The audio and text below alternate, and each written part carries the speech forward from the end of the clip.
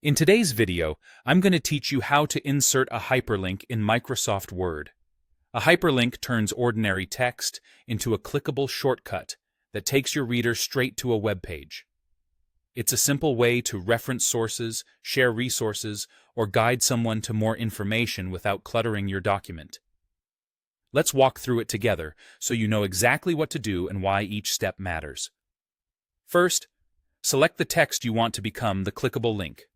This could be a word, a phrase, or even a sentence.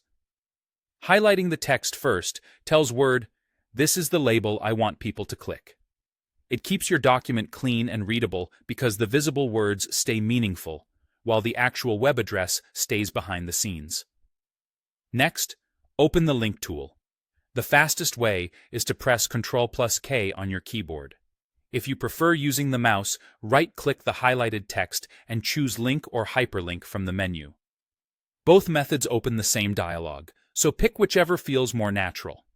Using the shortcut is great when you're adding several links in a row, while right-clicking is helpful if you're already selecting and formatting with the mouse. When the Insert Hyperlink dialog appears, make sure the option called Existing File or Web Page is selected under Link to. This tells Word you're linking out to a web page rather than creating an email link or pointing to a place inside your document. If you've ever clicked a link and it opened an email window by mistake, it's usually because the wrong category was chosen here, so this check prevents that confusion. Now, paste or type the website address into the box labeled Address. You can copy the URL from your browser and paste it here, or type it manually if it's short and simple. Be sure the link includes the full address, typically starting with HTTP or HTTPS, so Word knows exactly where to send readers. Take a quick glance for any extra spaces at the beginning or end. Those can break the link.